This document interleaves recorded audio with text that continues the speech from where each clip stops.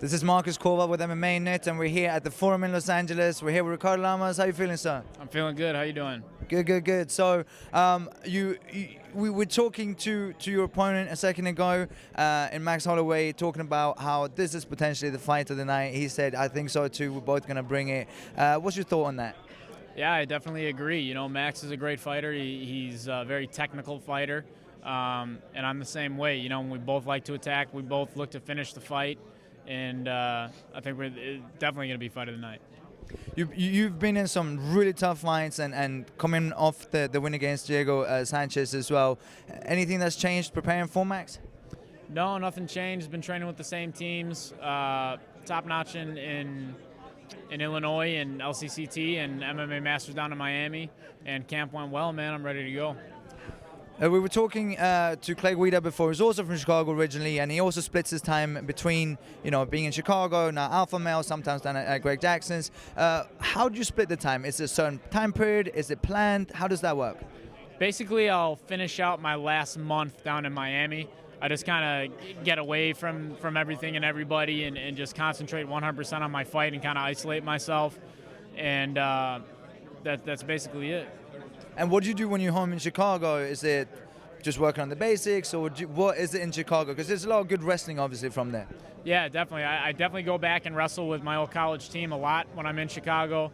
And the original team that I've been with, you know, that's my home base for training.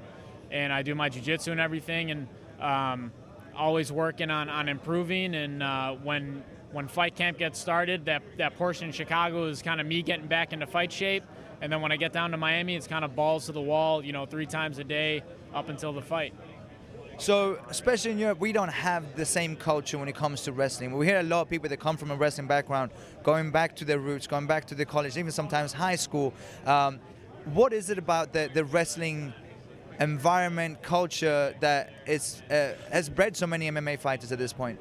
It's, you know, if you ask me, wrestling is the toughest sport on the planet. You know, mentally, physically, you have to deal with you have to be very strong and go in there and grind every day. You have to keep your weight, you know, down and controlled throughout the entire season, which lasts for months. You know, it's not like you weigh in one day and fight the next day. No, you weigh in an hour before you wrestle. You weigh in 2 hours before a tournament. You wrestle like 10 matches a week, maybe. I've been more beat up in wrestling matches than I have in fights. You know, it's just a tough, grueling sport. And I think going through that, the wrestling community is very tight-knit, you know. So that's why it always sticks with us. You know, without wrestling, I wouldn't be where I am today. And now going back to your roots, going back to the collegiate wrestling, you have guys that are probably looking up to you, that they want to train with. Do you feel like it pushes you a little bit extra because you have to beat them? Or at this point, because you're now in a different sport, do you get handled a little bit in the collegiate level wrestling? Or no, you know, I've picked up actually from doing jiu-jitsu and all that, the other type of grappling. I've also implemented judo into my training. So all that, I've picked up new little tricks and stuff that I take back, and when I wrestle these guys, I do stuff that they've never seen before. So, you know, I also got those old man tricks. You know, when you reach a certain age, you start doing stuff that requires zero energy, and you still get the takedown, and the old man strength is kicking in for sure. Last question for you. 2020, wrestling's supposed to be out of the Olympics. You talked about it. The wrestling community is very tight-knit. You get a lot of media attention through mixed martial arts. What does wrestling need to do in order to convince the Olympic Committee to keep wrestling in the Olympics 2020?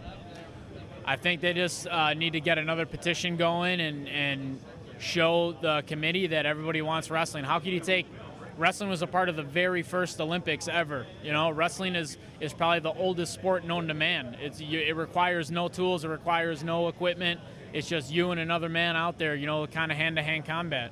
So it'd be ridiculous to take that out of the Olympics when it's one of the sports that started the Olympics. Do you feel partially for Saturday there's going to be a little bit of wrestling versus jiu-jitsu?